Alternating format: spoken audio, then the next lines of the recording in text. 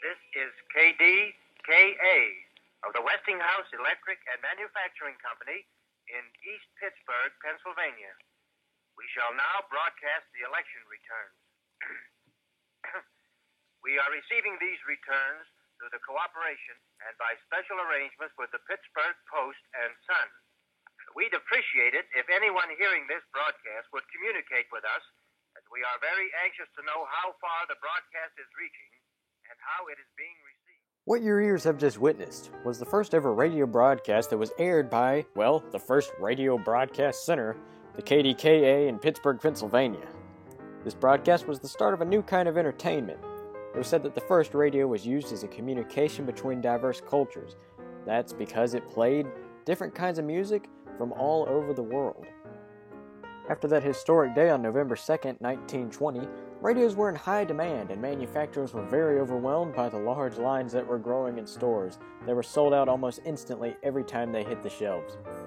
Once businesses saw how well radios were selling and they knew a lot of people owned them by now, they began using the radio to advertise their products more efficiently.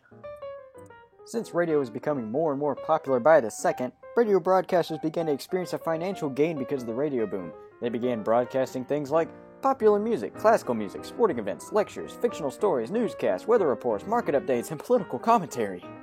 Oh, good grief.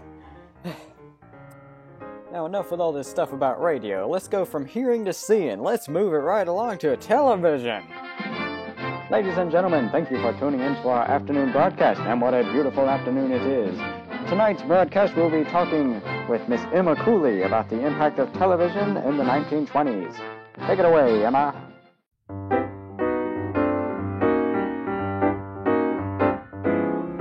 Movies in the 1920s brought artists, writers, and athletes into the public eye.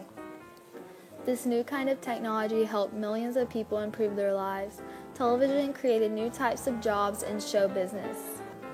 Movies in the 1920s started silent, then moved into sound. First sound film was called The Jazz Singer, and it came out in 1927.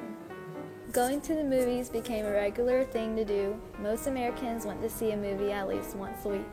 Seeing actors on screen and doing certain things in the movies impact the audience by giving them a role model or someone to look up to. The original idea for the television was to create a video phone, which would be the equivalent of using FaceTime today.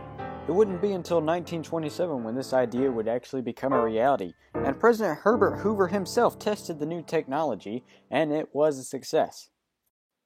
Ladies and gentlemen, I regret to inform you that this is indeed the end of the podcast. I hope you learned a lot today. Me and Emma really had a good time working on this project, and we learned a lot as well.